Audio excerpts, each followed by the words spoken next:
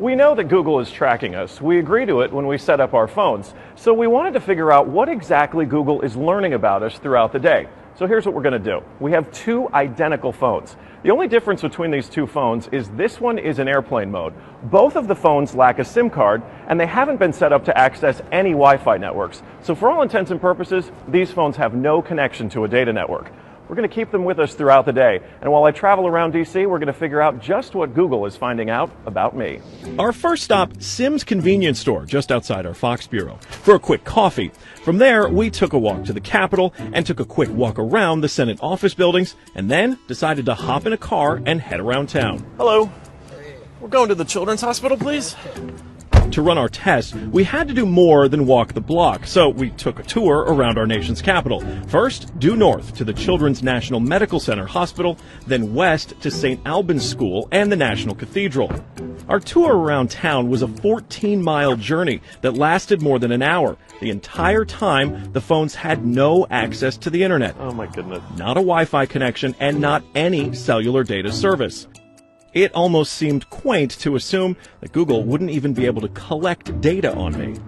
Let's head back to the bureau, my friend. Oh, that church is beautiful.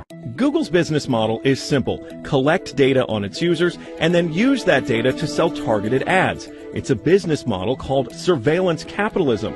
But does that critical data collection work even when your phones aren't connected?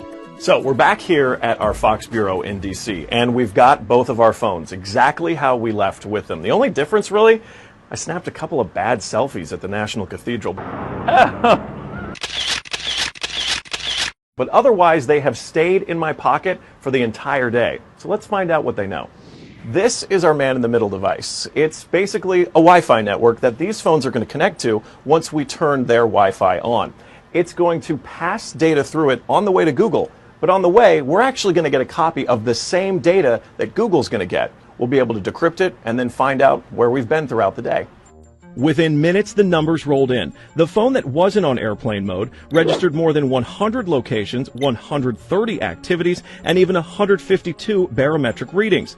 As soon as it hooked up to our Wi-Fi, it transmitted 300 kilobytes of data straight to Google.